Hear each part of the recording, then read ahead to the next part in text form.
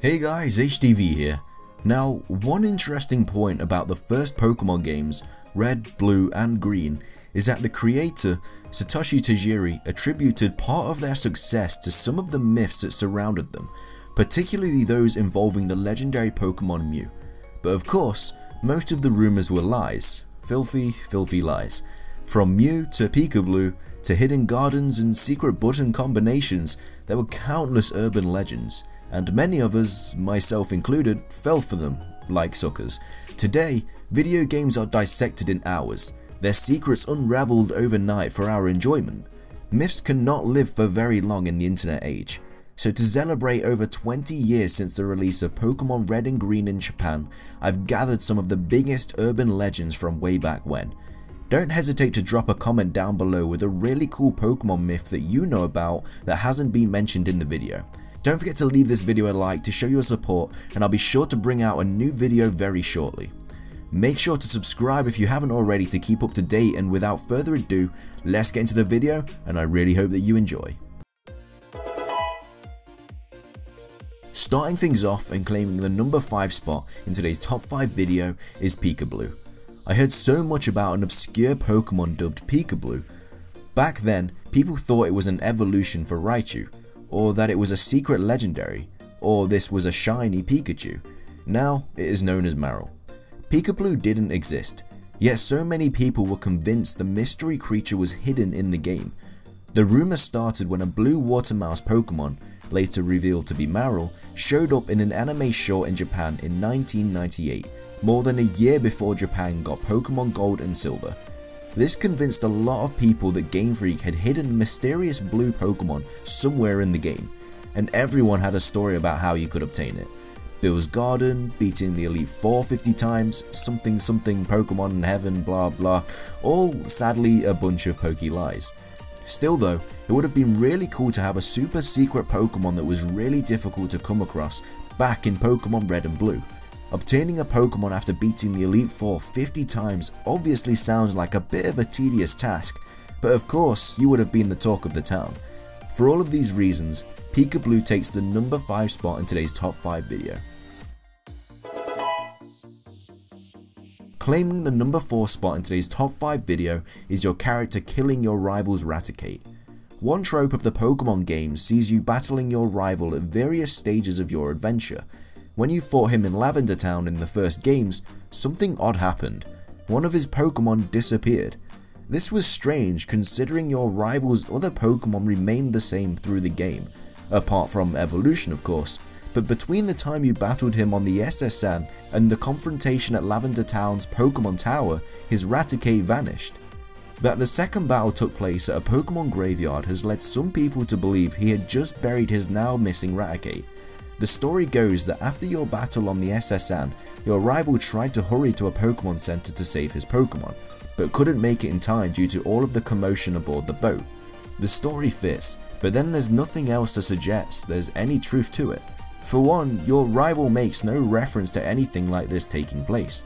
For all of these reasons, killing your rival's Raticate takes the number 4 spot in today's top 5 video.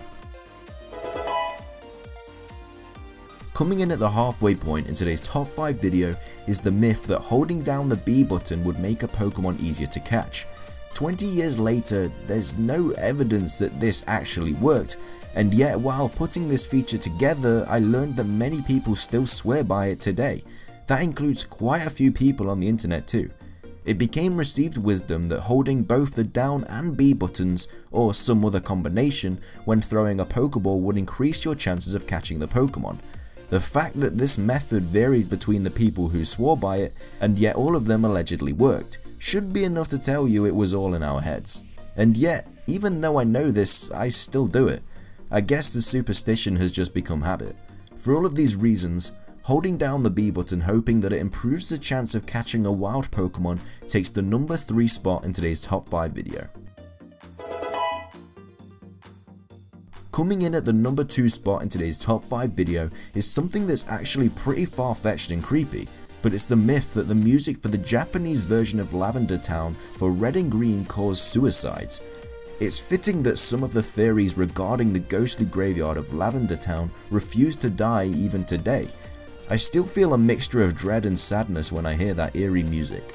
The story goes that when Pokémon was first released in Japan, there was a spike in teen suicides that became linked to the binaural beats in the Lavender Town music.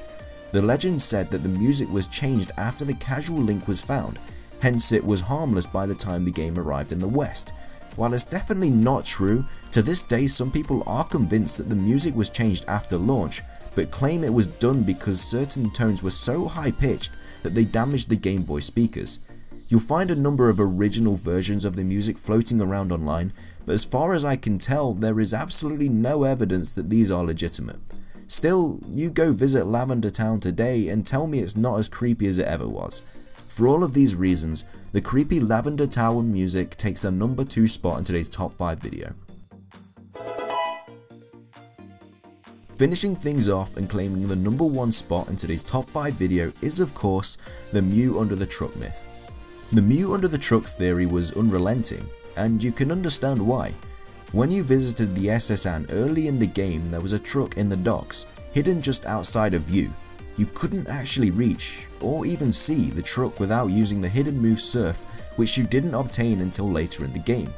Plus, once you've completed the SSN section of the game, the boat would sail away and you would be prevented from entering the harbour ever again.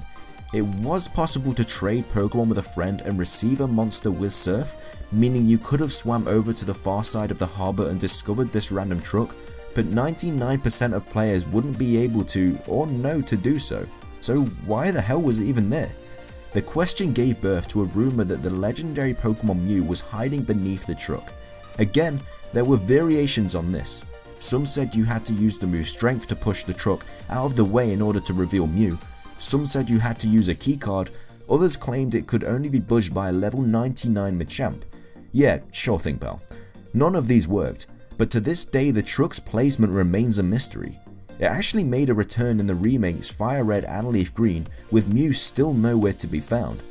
For all of these reasons, the mysterious truck takes the number 1 spot in today's top 5 video. But with that, wraps up this video.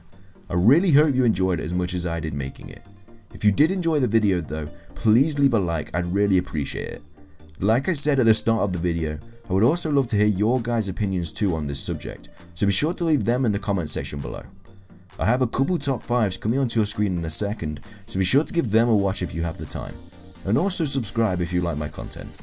That's everything from me though, so thanks for watching guys, have an amazing day, and I'll see you in the next video.